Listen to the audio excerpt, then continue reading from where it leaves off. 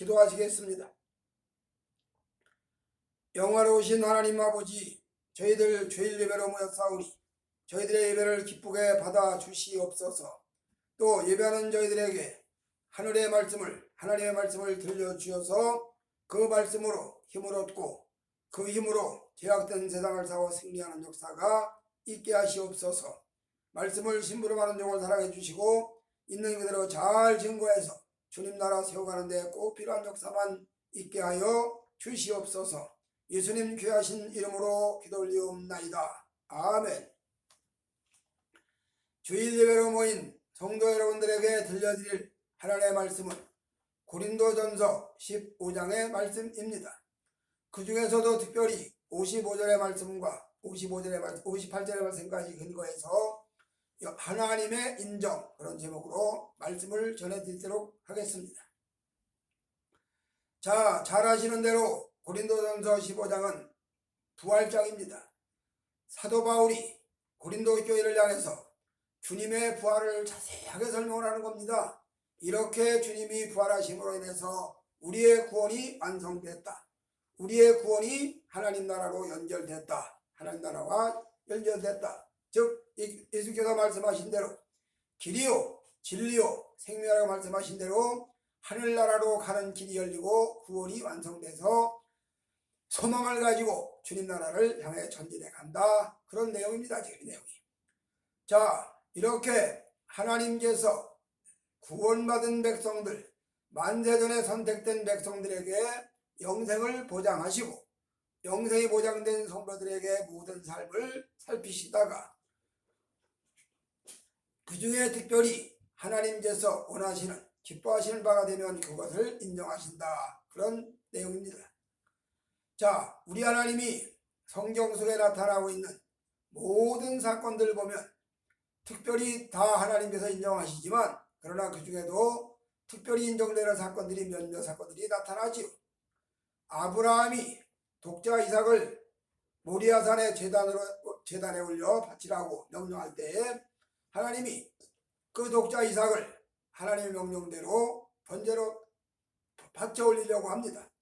그래서 결박을 지어놓고 칼을 들어 실행을 하려고 할 때 하나님의 사자가 말씀하시기를 이제야 네가 나를 경외하는 줄 아노라. 그러고 아브라함의 믿음을 인정하셨습니다. 자, 이렇게 아브라함이 그전에도 하나님을 섬겼고 그전에도 많은 은혜를 체험했고 그전에도 많은 하나님의 기적과 능력을 경험했지만 그러나 모리아 제단 사건으로 인해서 하나님 앞에 인정받는 역사가 일어났다. 그런 이야기입니다. 이렇게 인정받는 사건들이 드문드문 나타납니다. 모세도 하나님 앞에 참 쓰임받는 귀한 종이죠. 자, 모세라는 사람도 여러분 잘 아시는 대로 그 사람은 어쩌면 그렇게 생애가 탁탁 토막을 내가지고 40년 애굽 궁궐에서의 모든 학문을 익히고 왕자로서의 신분 훈련을 잘 받는 40년, 그 다음에 미디안 광야에 가서 양치는 또 40년, 그 다음에 이스라엘 백성들을 데리고 애굽에서 나와가지고 가나안까지 가는 그런 과정에 40년 딱딱딱 끊어가지고 40년씩 끊어서 120년을 산 사람이다. 그런 모세가 그가 하나님 앞에 인정받는데 뭐라고 인정받느냐? 모세는 온유하지가 제명에 성한 자라. 그렇게 인정을 합니다. 자, 성경에 보면 모세가 분노한 일이 많이 나타나요. 이스라엘 백성들이 범죄함으로 이스라엘 백성들이 불순종하고 불신앙을 가지고 있을 때 모세가 분노한 그런 얘기가 많이 나타납니다. 그럼에도 불구하고 하나님은 분노하고 혈기 잘 내는 모세를 향해서 혈기 잘 내는 자, 분노하는 자라고 말씀하지 않고 그는 온유하기가 체면에 승한 자라 그렇게 인정을 하시는 겁니다. 또 다윗도 그렇죠. 이새의 아들 다윗을 보니 내 마음에 합한 자라. 자, 그러면 다윗이 여러분들이 잘 아시는 대로 하나님 앞에 그렇게 인정받을 만한 일만 했습니까? 자, 결정적인 사건, 밧세바 간음 사건에다가 우리아 살인 사건까지 그렇게 했지만은 그러나 그 다윗을 향해서 하나님은 이새의 아들 다윗을 보니 내 마음에 합한 자라 그렇게 인정을 하는 겁니다. 이렇게 성경에는 여러 믿음의 사람들의 모습이 나타나면서 그 중에 그들이 하나님을 섬겨서 믿음 생활 잘 합니다. 나름대로 은혜 생활도 유지하고 기도도 하고 찬양도 하고 참 깊은 영성세에 들어가고, 그러나 어떤 결정적인 사건을 만났을 때 그로 인해서 하나님 앞에 인정받은 그런 역사가 성경에는 기록되어 있다는 이야기입니다. 오늘 바로 고린도 교회를 향해서 예수님께서 사도 바울의 입을 통해서 주시는 말씀의 내용이 바로 그 말씀입니다. 하나님이 인정하시는 삶, 하나님이 인정하는 생활, 하나님이 인정하는 믿음. 그러면 우리 하나님께서 고린도 교회 성도들의 무엇을 어떤 면을 인정하셨나 한번 찾아보도록 하겠습니다. 첫째로 고린도 교회 성도들의 영구적 구원을 인정하셨습니다. 자, 예수 믿고 구원받았다. 예수 믿고 구원받은 그 한 번 받은 구원은 영원하냐 영원하지 않냐, 이 문제 가지고 계속 기독교 교회에서 2000년 내내 논란이 오는 겁니다. 칼빈은 이렇게 정의합니다. 한 번 구원받은 사람의 그 구원은 영원하다. 그러니까 그 구원이 중간에 요동되고 흔들리고 변동되고 잊어버리고 뺏어가고 하는 것이 아니라 그 구원은 영원하게 주님 나라까지 연결된다. 그렇게 얘기하고, 반대로 칼빈의 그 교리에 반론하는 사람들은 한 번 받은 구원은 영원하지 않다. 받은 구원이 엎어지기도 하고 넘어지기도 하고 잃어버리기도 하고 또 잃어버렸던 구원을 다시 찾기도 하고 이렇게 돼가고 있다. 봐라, 성경에 이런 구절이 있지 않느냐 이러면서 나름대로 논리를 주장합니다. 자, 어떤 교리가 옳고 어떤 교리가 안 옳은지는 우리가 딱 단정적으로 말하기는 어렵지만 저 개인적인 견해로, 저 개인적인 신앙으로는 칼빈의 교리가 옳다고 저는 신봉하는 사람입니다. 어쨌든 자, 고린도 교회에 예수님 즉 하나님이 성령님이 인정하시는 그 인정의 첫 번째는 영구적 구원입니다. 왜 영구적 구원이냐? 여러 번 구원론을 설명해 드렸지만, 자, 하나님의 은혜로 만세전에 선택된 자, 누가 선택되는지는 모르지만 선택된 자가 때가 되면 하나님의 콜링 부름받아 가지고 교회로 나옵니다. 소명이죠. 교회로 나와. 부름받았어요. 교회로 불러냄을 받아서 교회에 와서 예배드리는 심령들이, 교회 와서 예배드리고 말씀을 듣는 심령들에게 사건이 일어나는데 어떤 사건이 일어나느냐? 회개 사건이 일어납니다. 내가 도둑질한 걸 잘못했습니다. 반성하겠습니다 하는 그런 회개가 아니에요.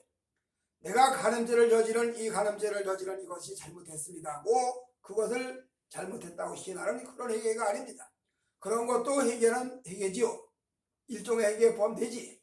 도둑질한 사람이 내가 남의 물건을 많이 도둑질을 하고 사기를 치고 강도질을 해서 이런 모든 잘못도 분명히 잘못이고 잘못했다고 회개하는 것도 회개지만, 그러나 여기 구원론에서 말하는 회개는 단회적인 회개, 즉 언제가 처리되는 회개입니다.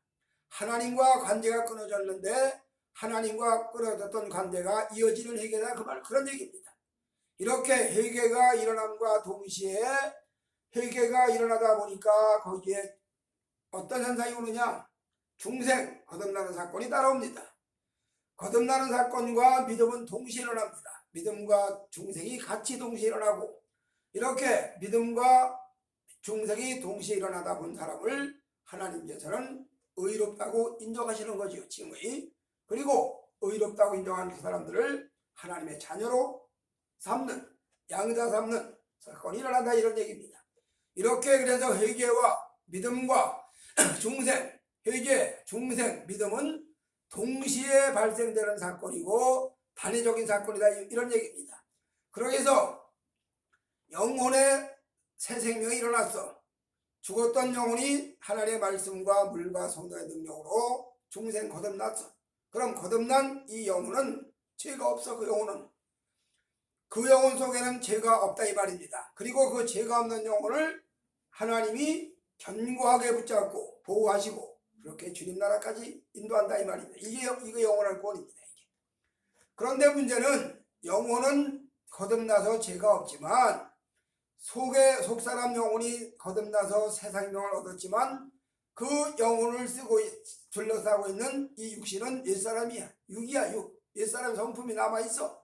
이것이 끊임없이 주님 나라 갈 때까지 싸웁니다. 중생한 새롭게 태어난 새 생명은 하나님 뜻을 행하려고, 하나님 말씀을 순종하려고 그렇게 애를 씁니다. 그런데 옛사람 구원받기 전에 옛사람의 그 속성, 육성은, 즉 육은 끊임없이 죄로 가자, 본능으로 가자, 마귀의 뜻을 따라가자, 그렇게 된다 이 말이에요. 새 생명은 하나님 뜻을 따르자, 하나님 말씀에 순종하자, 죄와 거리를 두고 멀리하겠다, 죄와 상관없게 살겠다, 그렇게 가는 삶을 살고, 옛사람은 끊임없이 죄악된 세상으로 같이 가자, 죄악된 세상의 삶을 살아야 되겠다, 그리고 마귀의 지배를 받고 살자. 이 두 세력이, 두 생명이 끊임없이 싸우는데 언제까지 싸우느냐? 주님 나라 들어갈 때까지 싸운다. 그래서 영혼은, 거듭난 영혼은 죄가 없는 새 생명이고 구원받은 생명이지만, 우리가 영혼을 둘러싸고 있는 육신은, 즉 옛사람은 끊임없이 죄악으로 달려간다, 이런 얘기입니다. 이렇게 싸워가는 삶을 사도 바울은 로마서에 뭐라고 얘기를 하는 거 아니? 오라 너는 권고한 자로다. 누가 나를 이 사망의 몸에서 건져내랴. 그렇게 탄식을 합니다. 자, 하나님께서는 영원한 구원을 인정하신다, 그런 이야기입니다. 그래서 구원받은 영혼을 뭐라고 말씀하는 거 아니? 감히 누가 저 영혼을 손대랴. 그래서 요한일서에 보면 이런 말이 나오죠. 악한 자가 만지지도 못하느니라. 주 안에 새롭게 태어난 영혼은, 믿음을 가진 자는 죄와 상관이 없다. 죄 짓지 않는다. 그 말은 영혼이 죄를 짓지 않는다, 그 말이에요. 거듭난 새로 생명 얻은 그 영혼이 죄를 짓지 않는다는 말이지, 그 영혼을 둘러싸고 있는 우리 몸이 죄를 짓지 않는다는 말이 아니에요. 이걸 잘 분간을 해야 됩니다. 이걸. 그래서 구원받은 영혼은 죄를 짓지 않는다는 말이지, 그래서 한번 구원받은 거듭난 사람은 죄를 짓지 않는다. 그래서 살다 보니까 죄를 졌다. 그럼 나는 구원 못 받았나? 아니, 나는 구원 중생 역사가 있지 않은 건가? 이런 회의가 밀려오지요. 이게 바로 구원론이 정리가 안 돼가지고, 자, 하나님과 물과 성령으로 거듭난 영혼은 죄가 없는 새 생명이고 영원한 주님 나라. 에덴 동산의 창조 때 아담의 타락하기 전에 그보다 더 귀한 모습으로 새 생명으로 조성됐으니까 죄가 없어. 그런데 그 생명이 육체에 둘러싸여 있기 때문에 육체는 끊임없이 엎어지고 넘어지고 죄악으로 간다, 이 얘기입니다. 이 얘기. 요거를 잘 정리하면, 아, 그렇구나. 계속 구원 얻는 회개와 구원을 이뤄가는 회개, 성화되는 회개, 이것이 정리가 될 수가 있는 거죠. 어쨌든 우리 하나님께서는 영원한 구원받은 영혼, 한 번 얻은 이 구원이 요동하지 아니하고 변동되지 아니하고 잃어버리지 아니하고 빼앗기지 않는 이 영원한 구원이, 이 구원을 하나님은 인정하신다, 그런 이야기입니다. 이런 사람을 가리켜서 이사야는 뭐라고 말하는 거 아니?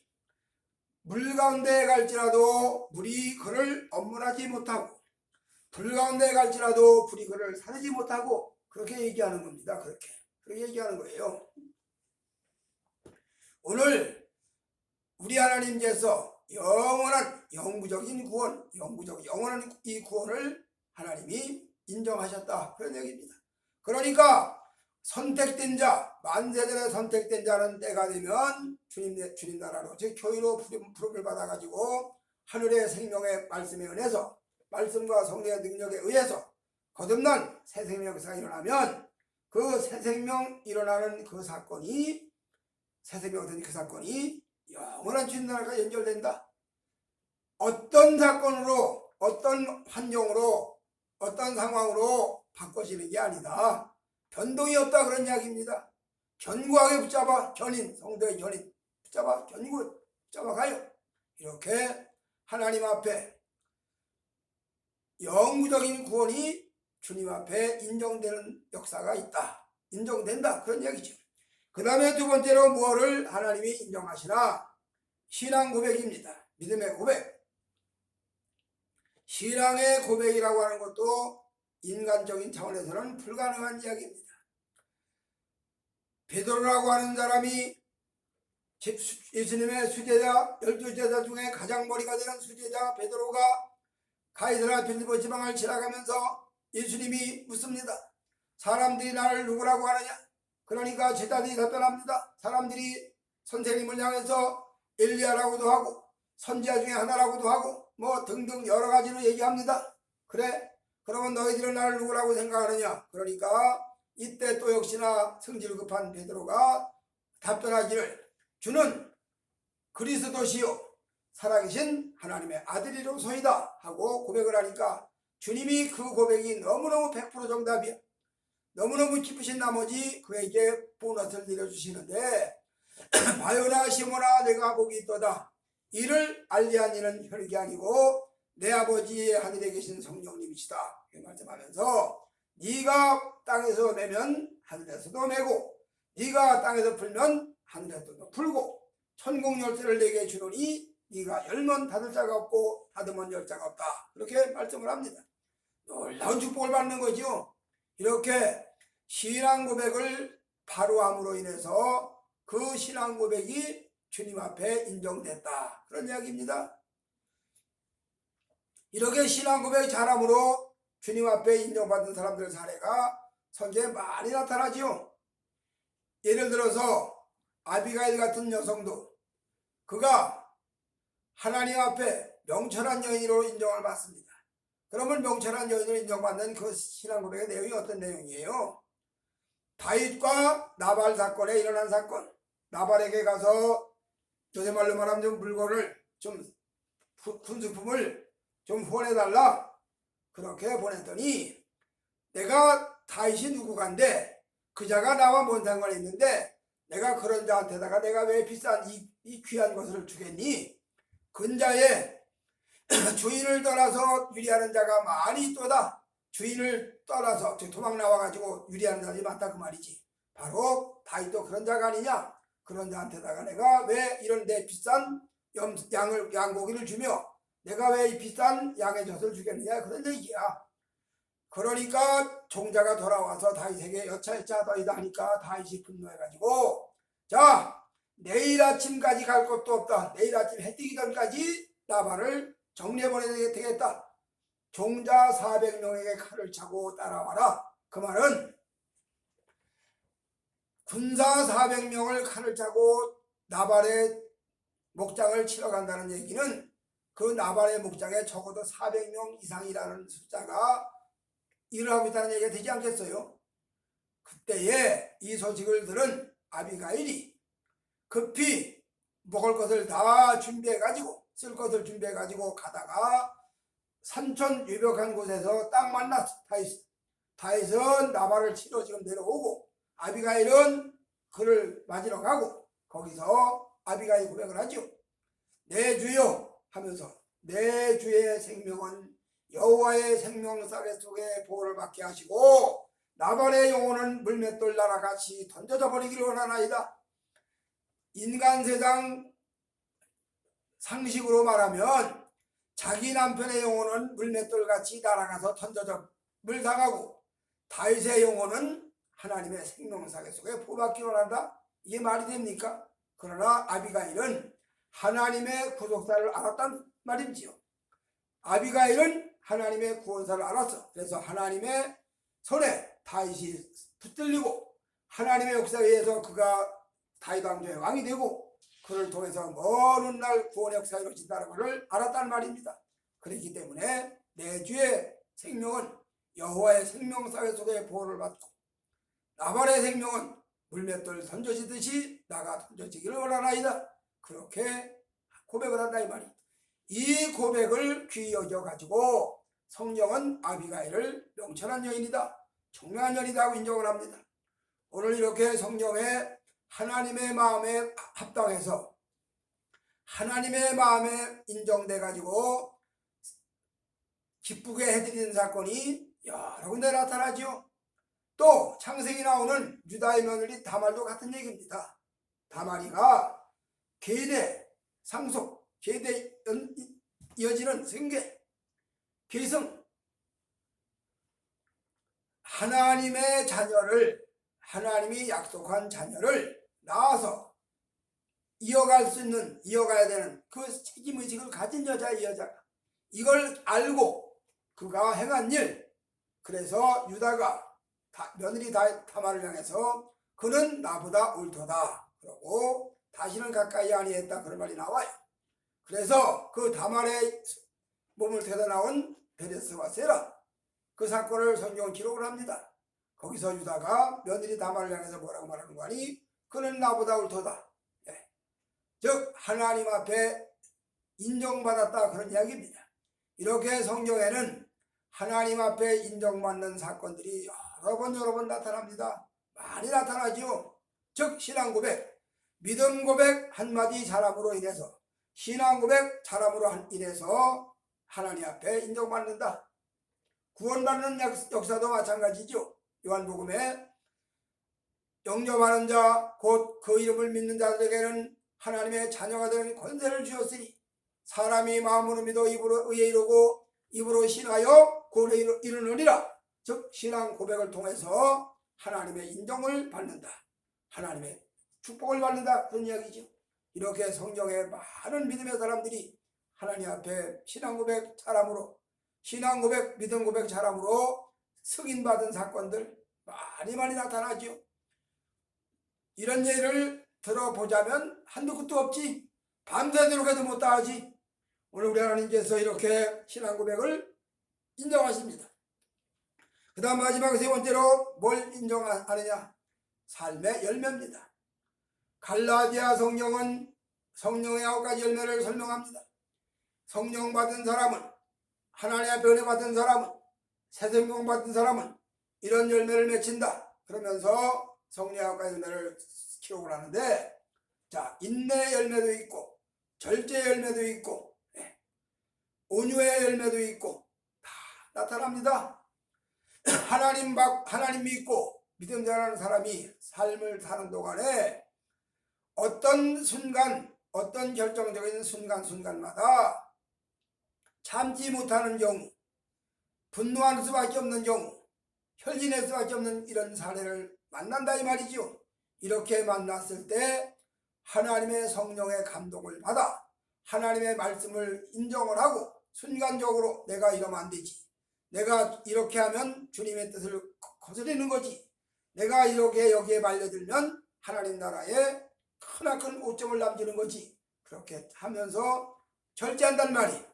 할 말을 참는다 그 말이에요. 즉 입을 자꾸 닫아가지고 딱 입을 다물어 말을 안 해.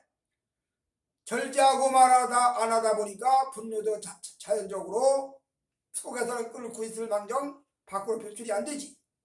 이렇게 절제하는 열매, 인내, 참는, 인내하는 열매, 이런 열매가 맺혀진다 이런 얘기입니다.